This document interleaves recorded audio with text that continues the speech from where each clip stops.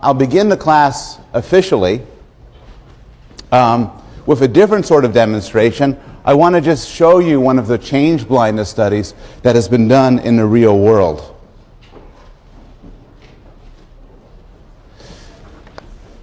And these videotapes are not available publicly, but you get them from the web and see them as little JavaScripts. So this is one of the first studies done by Dan Simons when he was at Cornell. And his advisor at the time was our Frank Kyle, who's now in our department. So here's the study.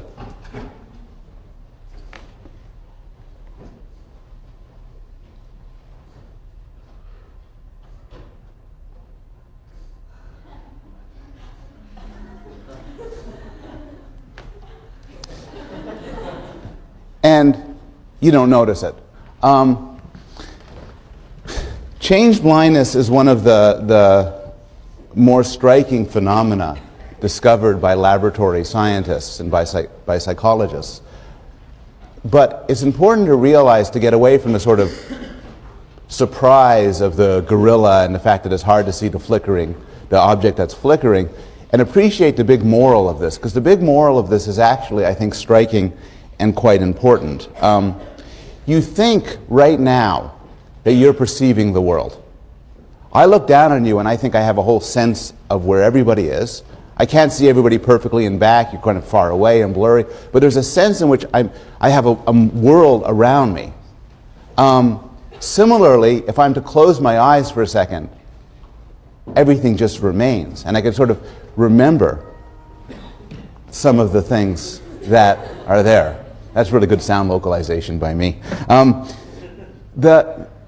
So you're looking up, and you think you have a sense of the world, both in perception and memory. The change blindness experiment suggests that this isn't true. The change blindness experiment suggests that if you look at me for a second, and during that second, all of your classmates changed positions, including those next to you, you are extremely unlikely to notice. The change blindness experiment suggests that if you turn your eyes away from me towards there for a second and turn back, and I'm dressed entirely differently, you wouldn't notice. The exceptions would be if you told yourself consciously, remember what this guy's wearing. He's wearing this, that, and another. But if you don't do it consciously, you'll lose it. And usually, this is okay. Usually it's okay because your memory and your visual system exploits a basic fact about the universe, which is that most things stay the same most of the time. I don't have to explicitly remember that you're over there when I turn my head for a second, because you'll be over there in any case. You don't need to hold precise representations of the world. And so you only notice it in certain clever circumstances. One sort of clever circumstance is when psychologists change reality, as in the change blindness studies. A second sort of circumstance is in movies. So one of the big surprises when people started making movies involving cuts was it is extremely difficult to get everything continuously right. And you need to work very hard to notice. So there's all these continuity errors that creep up into movies. And you have to be a film buff or writing it down to even notice this. And the overall moral here then is that your perception of reality is a lot more sparse, a lot more limited than you might think it is. So this is where we were at the end of last class. We were talking about the different sorts of memories. Sensory memory, which is the sort of fraction of a second of sensory residue, what you're hearing and what you're seeing. Working memory, short-term memory, and then long-term memory. And we talked last class about how things get into sensory memory, into working memory, the role of attention, and in fact the change blindness studies are actually just studies of how something gets from your senses to your consciousness, and what does and what doesn't. Now I want to move to the distinction between working memory, short-term memory, and long-term memory. Now, the obvious distinction is actually just, in fact, is storage differences. So, long-term memory, or LTM, has a huge storage capacity. This is your memory like the hard drive of your computer. This is the memory you walk around with. It includes all the words in English, just for example, 60, 80,000 words. It includes everybody you've ever met, languages, faces, stories, locations, nursery rhymes, songs, TV programs. Nobody knows the storage. It is not true that you remember everything that has ever happened to you. There's no reason to believe that this is true. At the same time, though, you have a huge amount stored in your brain in long-term storage. And nobody actually, it has to be limited because it's a finite, limited brain. But nobody knows how big it is. Nobody knows how many terabytes you carry around in your brain. But it's a lot. Compare this to working memory, to short-term memory, which is actually very limited. Your memory of what you could store on, what you could hold in consciousness right now is quite limited. Here is an exercise. Do not write these things down. I want you to remember them. I'm just going to give you a few numbers. 14, 59, 11, 109, 43, 58, 98, 487, 25, 389, 54. Please write them down.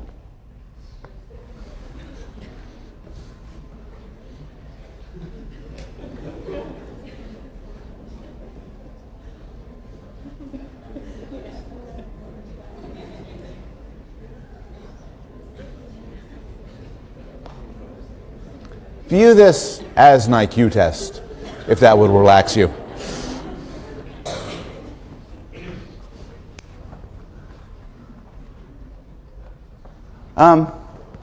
How many of you who decided to participate in this experiment got 3 or less? Good, good. 4, 5, 6, 7, 8, 9 or more. Anybody get all 11? This is a particularly difficult memory task. The numbers are meaningless, and I forgot to tell you to get your pen and pencil ready, so some of you just glared at me. But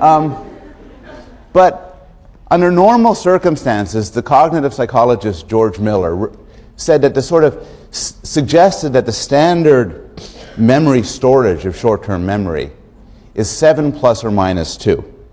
And what that means is anywhere from 5 to 9, roughly. Some of you, I bet, can beat that. Some of you, on a not-so-good day, maybe won't make it that much. Now, 7 plus or minus 2 is so that's what you hold in consciousness. You know, I tell you, 1421. Walk around. Okay, 1421. You hold that in consciousness, no problem. But I throw 11 numbers at you, you can't. Some dribble out. You can't hold that in your conscious window, in your short-term memory. Now, this raises the question, 7 plus or minus 2 what? And the answer seems to be what George Miller calls chunks. And a chunk is a basic memory unit, something you think of as a single individual entity. So suppose you see the string of letters, L-A-M-A-I-S-O-N. If you don't know, if you can't form these into words, and you have to remember them, these are 8 chunks. You have to just pick them up separately. On the other hand, if you break them up into 4 words, you could just remember it as 4 chunks. And if you break it up into 2 words in French, la maison, the house, it could just be 1 or 2. How much you know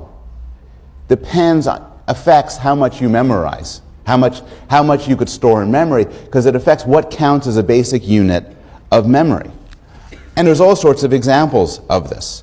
If I tell you 1101100101110, those of you who don't know binary numbers might have to remember that as 1100, whatever I said.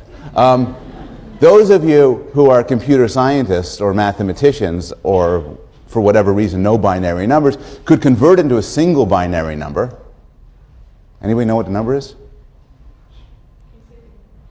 No, I cannot say it again. Some number, 24. Not 24. Some number 24, and then you remember 24. It's easier. Suppose you see a chessboard, and a chessboard is set up, and you don't know how to play chess. It is murderously hard to remember that. They've done the experiments. They've taken people in the lab who don't know how to play chess. They set up a chessboard, and then they say, okay, look at this for 5 minutes. Looks at it. Then they take it away, set it up again. And it's murderously hard. You know, there's a horsey thing on the side there and everything. But if these chess pieces are set up in some way that's logical for a chess player, then a chess master could look at it and remember it in a glance. Oh, it's the Fibonacci defense, or something like that. And then immediately recover it. Similarly, football coaches have been tested on their memories of football diagrams. And they have like a photographic memory for football diagrams because it corresponds to things that make sense. Architects could have a photographic memory, a perfect memory for floor plans because it makes sense to them. They understand it. And so the way you store things in memory, and this is a theme we're going to return to when we get to long-term memory, depends in a large extent on how much you understand it. And this shows up in expertise effects. Now, this is what's happening so far in short-term memory, how much you hold in there. The question is, how do you get it into long-term memory? So you have long-term memory, your major storage system.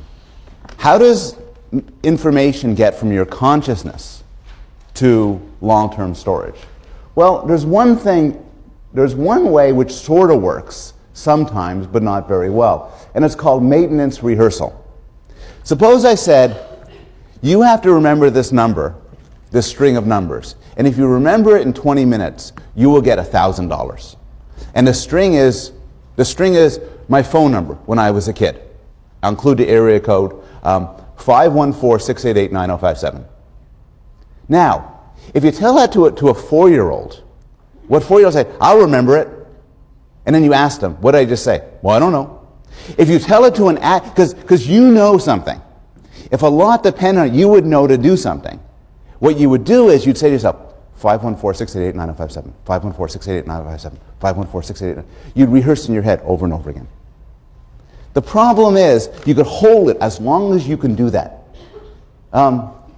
It's like these movies. You see this all the time, like in an episode of 24.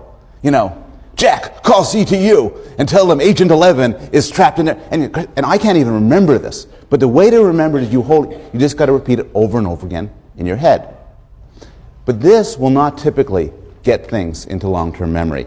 To get things into long-term memory, rehearsal is usually not enough. You need to do other things. Typically, what you need is structure and organization. And one way to demonstrate this was in a classic depth of processing experiment, which nicely illustrates the fact that the more you structure something, the deeper you think about it, the better it gets entrenched in long-term memory. So in this study, what they did was they told people that there's going to be words flashed on the screen. And all of the subjects saw the same strings of words. There were 48 words. They were not told to memorize the words. 1/3 of the subjects was told, look, some of these words are going to come out in capital letters, some of them not capital letters. Press a button for capitals, non-capitals. Sure. The other group was told, some of these words will rhyme with train, others won't. Press a button if it rhymes in train. The third group was told, does it fit into the sentence, the girl placed a blank on the table? Press a button if it does, press a button if it doesn't. Then they were asked, as a surprise, what words did you see? And the findings look like this. When they were asked to focus on just what the word looked like, memory was very poor. The sound, better. The meaning, better. If you want to remember something, the best way to remember it is to give it meaning, to give it sense. This is illustrated through a very ancient technique, which is that the way to remember things that are otherwise arbitrary is to give them some organization through memory tricks, through vivid imagery, or songs, or poetry. And there's a lot of examples of this. Do you know how to remember that the hippocampus, there's part of the brain called the hippocampus. This is the worst memory trick ever, but it will stick with you for 20 years. The hippocampus is involved in spatial memory. It's involved in finding your way around. Think to yourself, the way I find my way around campus is through the hippocampus. You think, well, that's stupid, but you'll never forget now that the hippocampus is in charge of spatial memory. It can be all you retain from this course. Memory books on how to remember people's names usually try to exploit this sort of thing, where you try to get poetry or dramatic images. So that memory books always typically involve somebody, like you meet somebody with very spiky hair, and they say, "My name is Mr. Fish." And then you remember, you think of a big fish impaled on their hair. And then whenever you see them, you remember their name. It only really works for names like fish. But the idea is, you try to generate vivid imagery. When stuck with a situation where you have to remember 10 letters,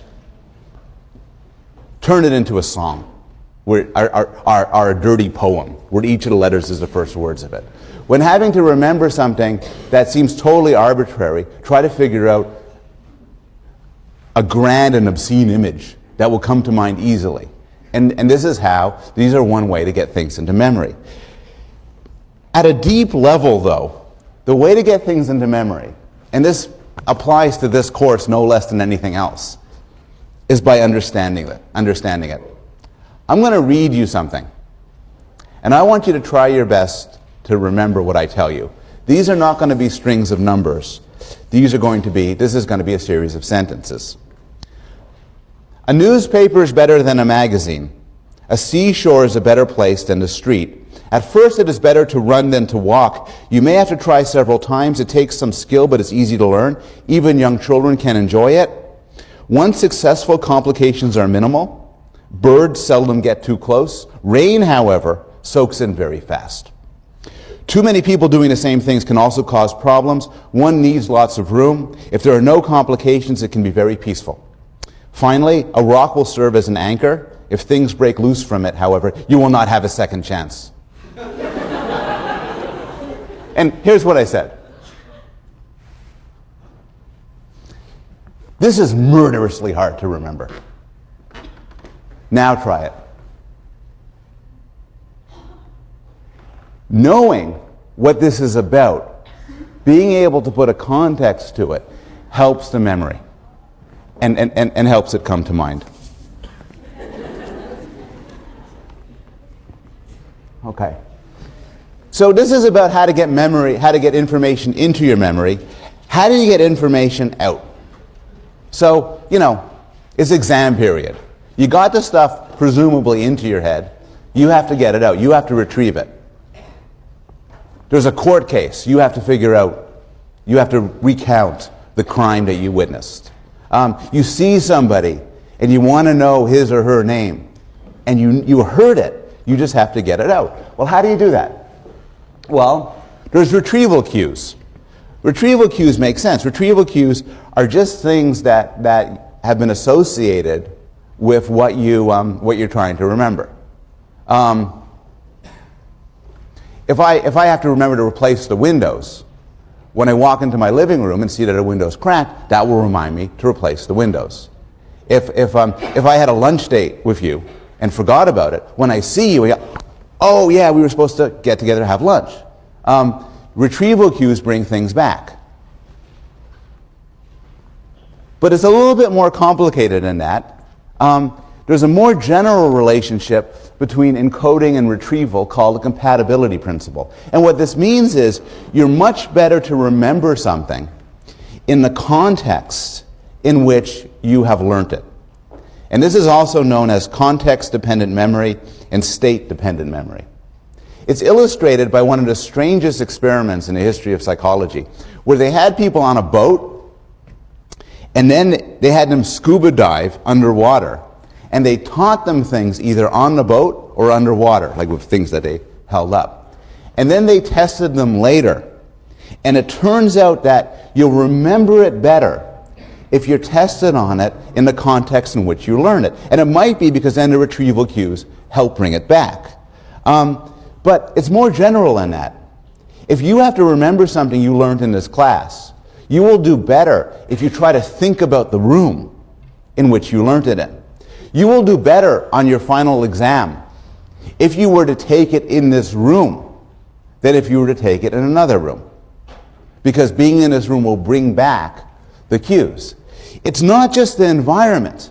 People who learn things when they're stoned remember them better, keeping stoned at a sort of a low level that doesn't disrupt other mental activities, remember them better when they're sort of stoned again than if they're non-stoned. Similarly, so, if you study while you drink, you should tipple a little bit before coming into the final exam. It's sort of like a what happens in Vegas stays in Vegas sort of result. And so, similarly, it even applies to moods, in that if you learn something when depressed, you have a slightly better recovery of it when you're in that same mood of depression than when you're elated.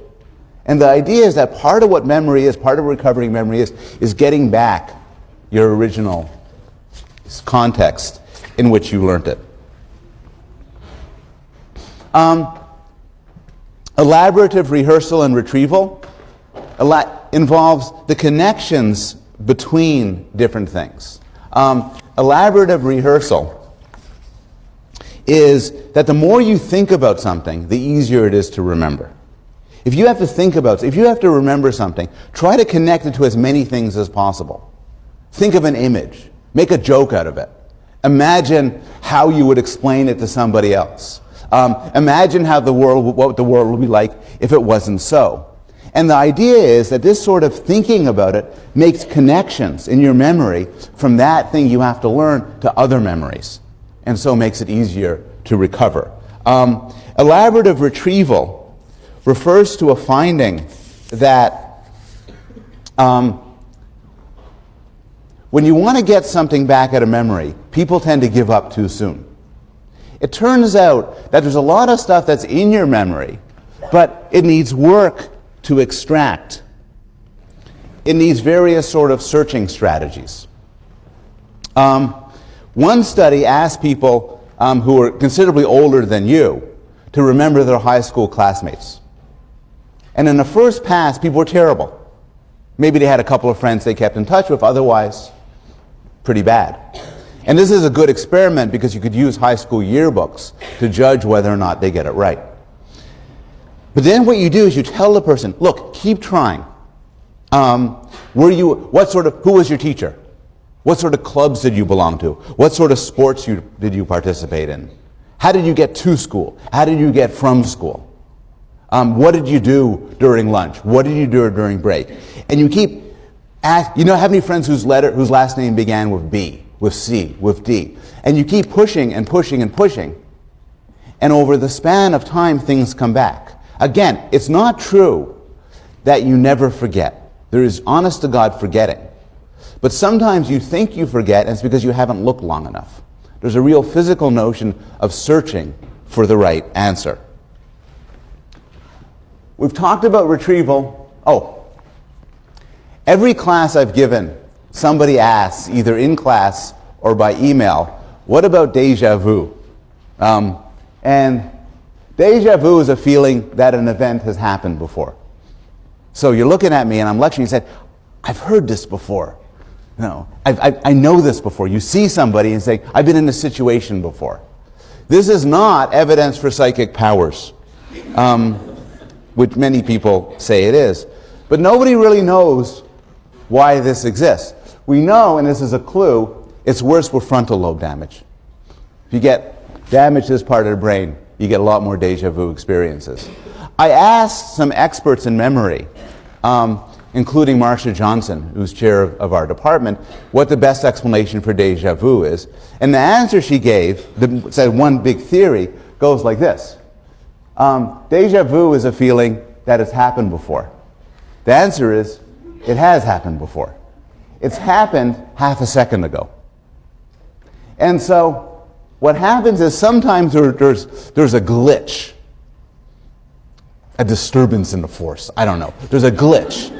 And you're talking, and then something happens to you, and you put it in your memory, but it's as if you don't put the stamp on it of what time and what date. So you're talking to me, and then you store it in memory, but you don't store it in memory as happening right now. Then half a second goes by, and you're talking to me and says, this is strangely familiar. And that's one theory of what goes on in deja vu. Okay, so far this is sort of good news, remembering, but then there's bad news, forgetting. How many people can remember, without looking down at your notes, at least two of the numbers I gave you earlier? How many people can remember at least four? Oh, impressive. If I asked you in an hour, the number would go down. These are sort of statistics in a similar experiment, and this graph illustrates that people forget. Over time, you'll forget. Why do you forget? Why is there forgetting at all? Well, there's different explanations for this. One explanation is your brain's a physical thing. It's a physical piece of meat. And it kind of goes bad. Physical things decay. And so the memory traces that are laid onto your brain will just decay over time. A second answer is interference. So remember those numbers? Here's a few more. 114, 81, 66, 42. Well, the more information that comes in that's similar to stuff you're trying to remember, it blocks your recovery of original information. So your ability to remember something can be impaired by learning more things which are related to it because they get confused in memory. Finally, and maybe this is most interesting, there are changes in retrieval cues.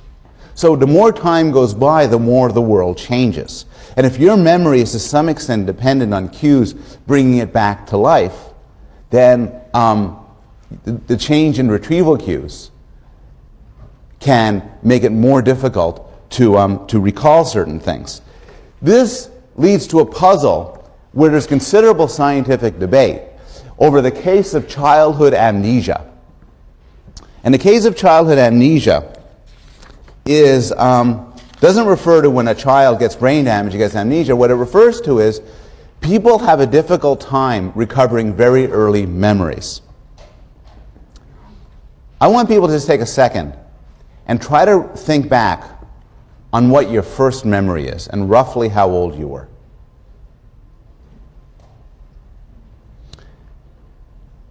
How many people don't think you have a first memory until you're about 5 years old or older? Okay. How many people think you have a first memory of around age 4 or younger? How many people think you have first memory of around age 3 or younger? 2 or younger? How many of you think you have a first memory when you were about 1 year old or younger? And I'm not asking about past lives. That happened last year. How old is roughly your first memory, you think? How old? Between 1 and 2? Anybody think they could beat that? Same guy? Yep. 1. Anybody else? The literature is unclear on this because it's very difficult to test people's recollections of their first memories. If I'm to ask people about their first memories, they'll often say, oh yeah, I remember I was in this room and there was a crib and I went gaga goo goo. And I was on a potty, I was walking, I was so cute. I remember it. It's very difficult to tell, and as we'll discuss in some detail, there are a lot of reasons to distrust people when they, not that they're lying, but to distrust the accuracy of people's memories. We also know from studies about trauma where people have terrible experiences when they're 1 or 2. Typically, this trauma is not remembered later on.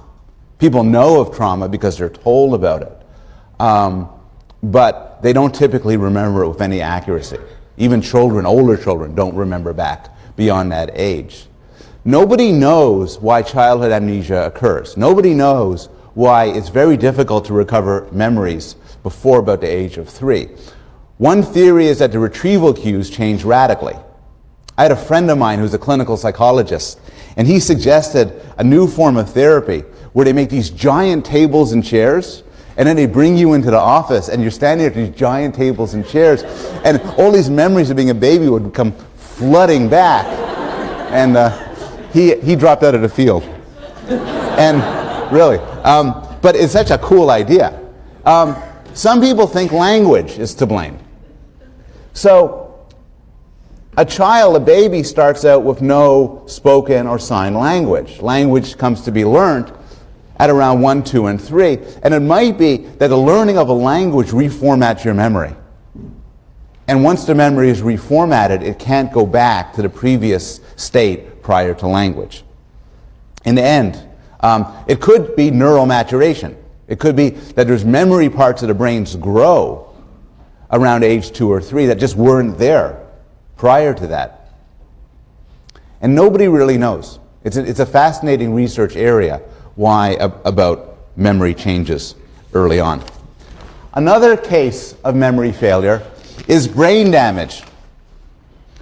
And brain damage comes in a couple of flavors. There is retrograde amnesia. Retro for past. Retrograde amnesia is when you lose some memory of the past. This could be in a case where you get some sort of head trauma and you lose memory of your entire episodic memory. But typically, if you have any sort of serious accident that involves you losing consciousness, you'll have a blackout of some period prior to that, say, blow to the head. And the reason for this is, as you're having these experiences now, they need to kind of get consolidated into your brain. Your brain needs to rewire and catch up to the experiences you're having. A sudden blow to the head will knock you unconscious, and then the memories that have happened immediately prior will not get consolidated, and they'll be lost forever. Another sort of memory is anterior grade amnesia. And this was the case of, this happens in Korsakoff syndrome. It happens to a very famous patient known as HM, who actually lives in Hartford, Connecticut. And it happened to Clive Waring, the film you saw last class. And this sort of amnesia is a sort of amnesia where you lose the abilities to form new memories. And so you live in a perpetual present, unable to accumulate new memories. But it's actually a little bit more complicated than that. What happens is, and this was an exciting discovery about these patients that led to some real insights about normal memory. What happens is, and this is the brain damage in these cases, the temporal lobe and the hippocampus, very useful for spatial memory, you'll know. One discovery made about people who couldn't form new memories is that they could form new memories, but of certain types. So for example, this is a task here involving filling in a star while looking into a mirror. And if I asked you to do it, you'd find it pretty difficult. It's just kind of difficult to do. You'd be clumsy at it. You bring in an amnesic who can't form new memories, and you say, hey, I want you to try something new. I want you to try this star game. Say, okay, I've never seen it before, but I'll do it. Tries it. Does very badly. You bring him in over and over again. Each time he does it, he starts off by saying, I've never seen this before. I'm sure I'll give it a try. But he gets better and better at it. And this is known as implicit memory. The claim is that in these sorts of cases, you lose the abilities to form explicit conscious memories that you're aware of, that you understand, but some sorts of memories persist, and you are able to form them. This has actually been illustrated in a couple of dramatic movies.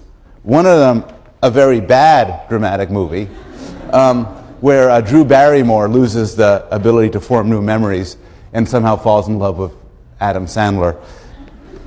Definitely don't watch that.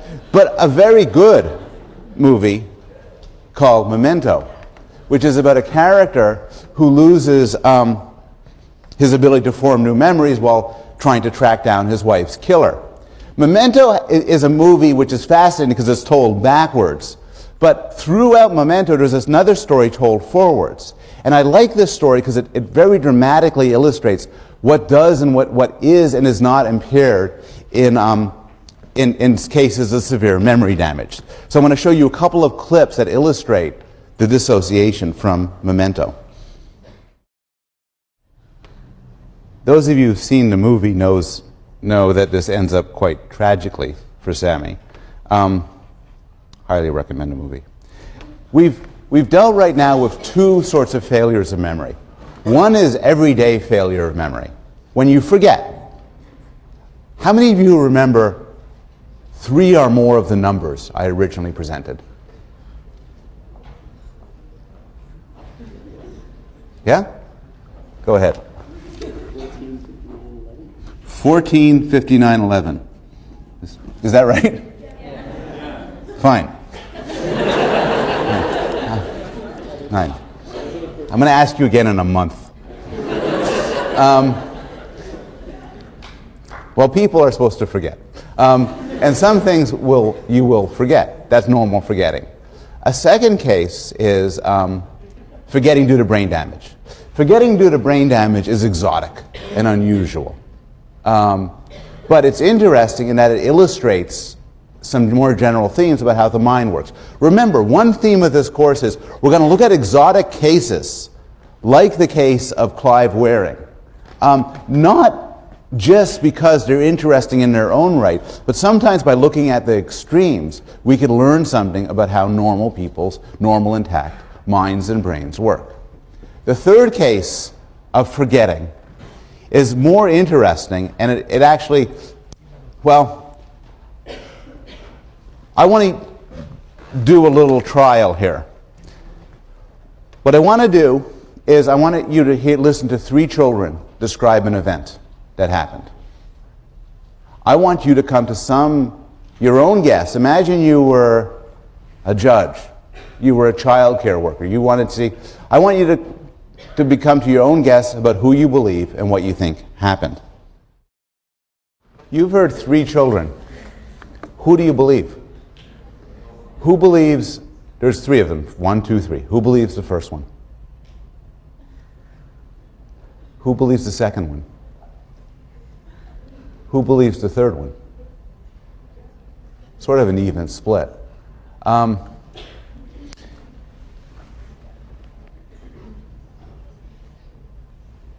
2,300 experts were shown these films and asked about the different actions, whether or not the person ripped the book, messed up the bear, tossed the book in the air. And as you could see, the majority thought that they did. This is work done by Steve Ceci, who was gracious enough to lend me the film to use for teaching purposes. It turns out the second girl was right. Absolutely nothing happened. The teacher said, there's somebody named Sam Stone, he's going to come in. Guy walks in, says, hi, walks around and leaves. The first and third children had their memories implanted. Not through any sort of science fiction means. They had their memories implanted, they had their memories implanted like this. Some of the children were just asked questions. The interviewer, by the way, was herself unaware of what happened. So the interviewer was a perfectly naive interviewer. And it turns out if you just interview children and you ask them questions about whether the book was ripped, did you see him, did he really do it, they don't say anything. They didn't see anything, and they won't say anything. Other children were told about Sam Stone. They were told a stereotype about Sam Stone, that he's very clumsy, and he tends to rip things, and he trips, and he breaks things, and he spills things. And in fact, a third child mentioned that in passing, said he always does that. Just knowing this about Sam Stone tends to raise the proportion of kids who say, for instance, that he ripped the book. Other children were given suggestions. They were given suggestive questioning. They were a series of leading questions. Like, oh, Sam Stone came in. Did he rip a book while he was there? And still more children got both. And in fact, the children you saw were from this group. They heard Sam Stone being described as a clumsy fellow, and they were given a series of suggestive questionings. In this condition, they were given several suggestive questionings over the period of several months. These children, like the first child and the third child, are not lying.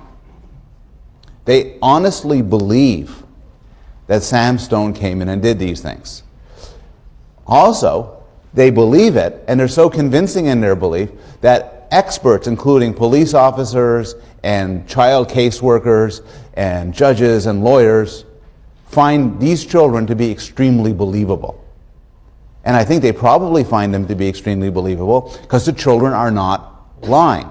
They really believe they saw what they saw. But these memories were implanted.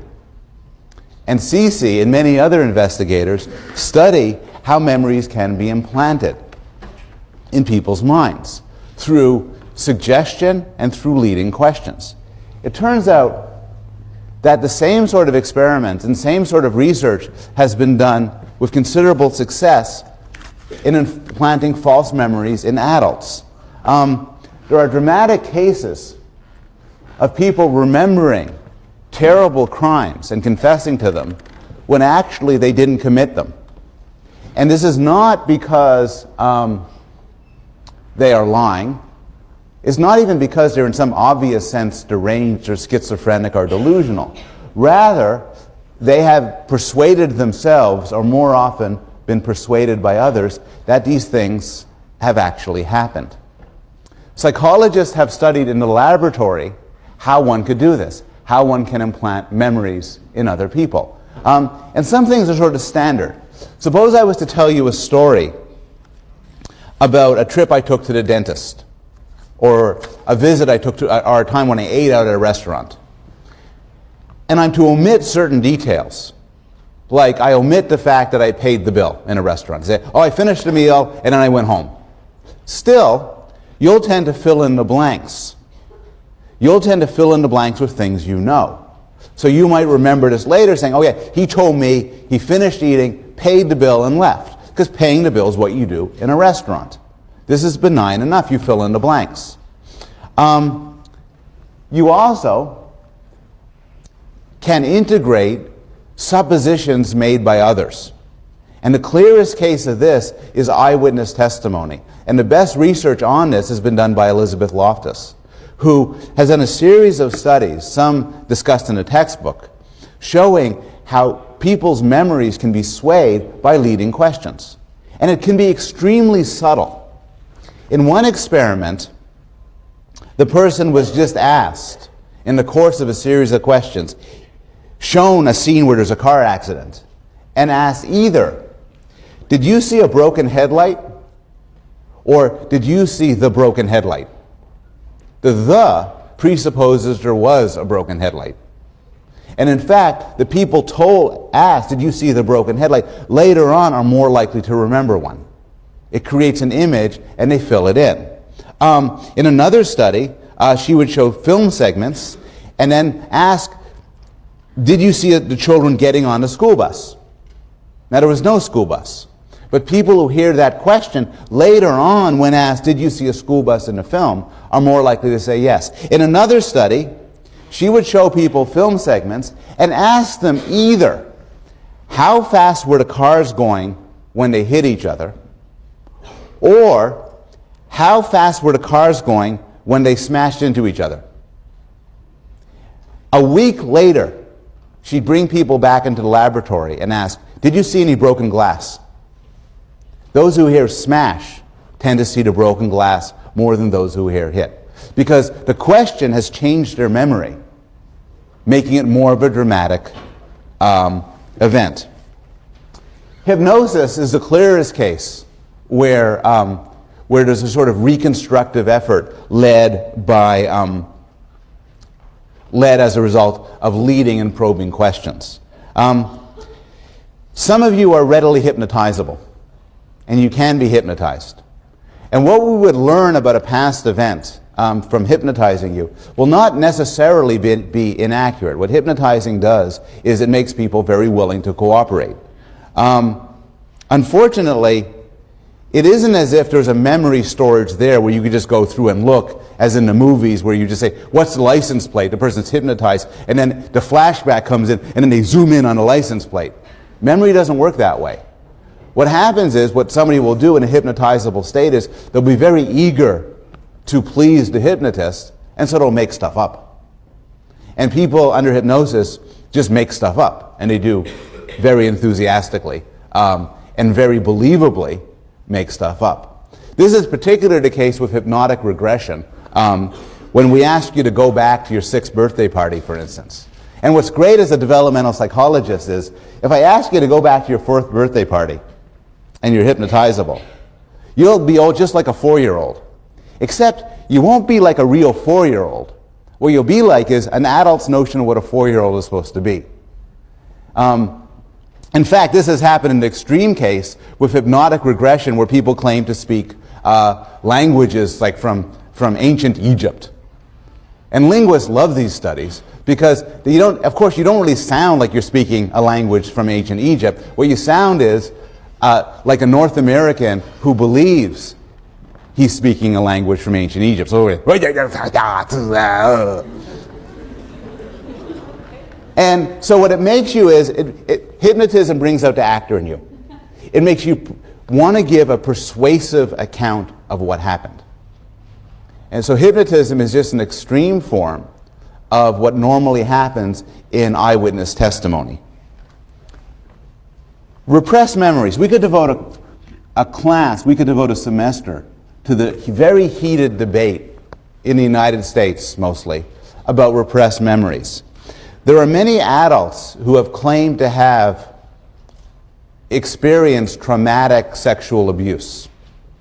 In some cases, this is unexceptional from a memory point of view. People know this happened to them. They've always known it happens to them. And then they tell people about it.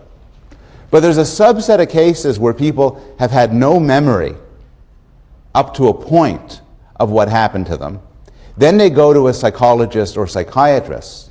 They undergo questioning, often using hypnotic techniques. And then they recover a memory of past traumatic sexual abuse. And what makes this so debatable, and there is a debate about this, I don't want to try to preclude it one way or another. What makes this debatable is some psychologists believe that in at least some cases these memories are real, and they have been repressed through a Freudian mechanism that they're too terrible to bring to consciousness, and the therapy brings them out into real life. But most psychologists believe that these memories cannot be trusted, that these memories are created through the actions of the therapist. And so there's actually considerable psychological and legal battles over the veracity of the therapist, where women who have claimed to have be sexually abused, for instance, have pressed criminal charges against their fathers on the basis of false memories. Similarly, people who have been accused of sexual abuse have pressed criminal charges against psychiatrists, claiming that these psychiatrists have implanted the memories into their sons and daughters. It is controversial whether memories are ever repressed. What isn't controversial is that for at least some cases, you can implant false memories in people. Not because you're a sinister or evil person, but because you really believe something happened and you talk to them about it, and then you cause these memories to come into being. A final case is flashbulb memories. I asked this early in the semester, I'll ask it again.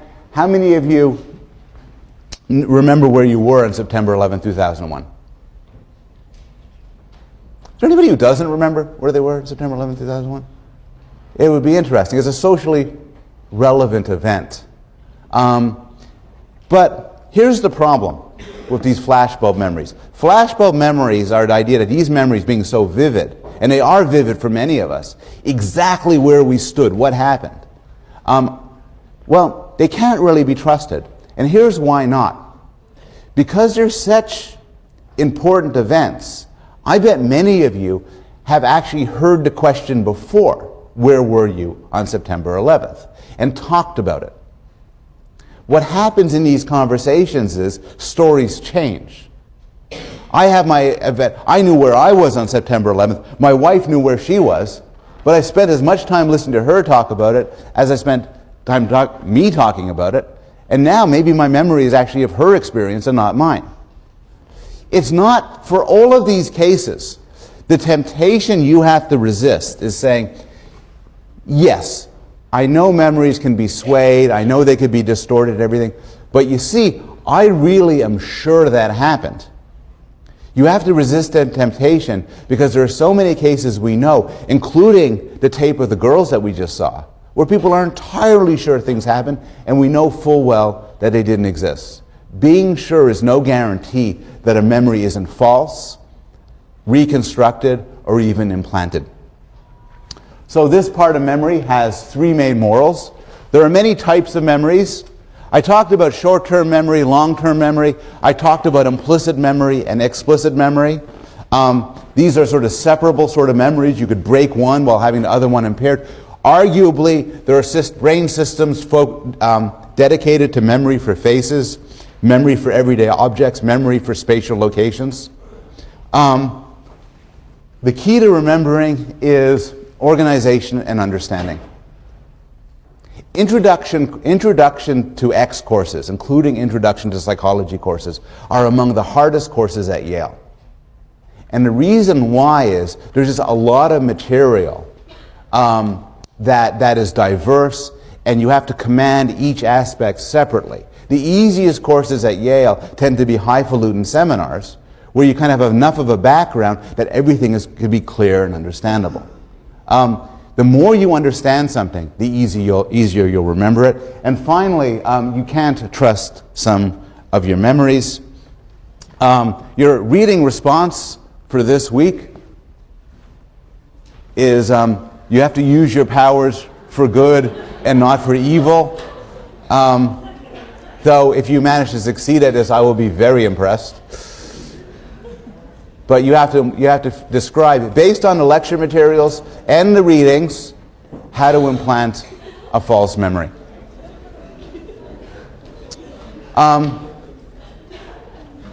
We have a few minutes. Any questions on memory?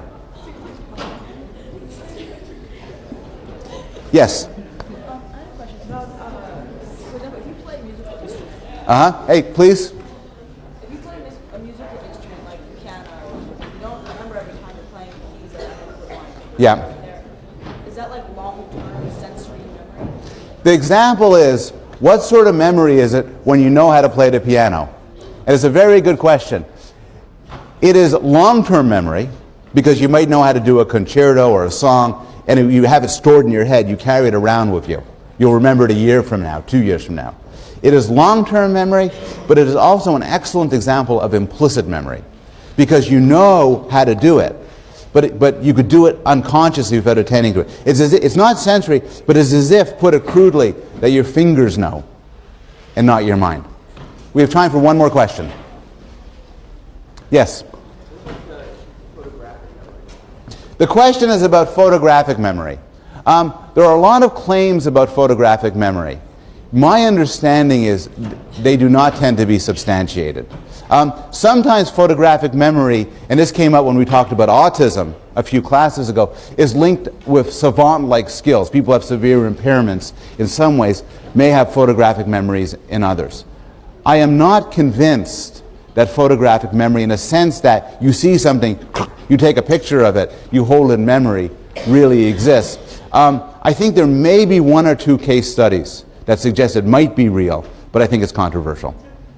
Okay, we have a guest lecturer on Wednesday, Dean Peter Salovey will talk to us about love.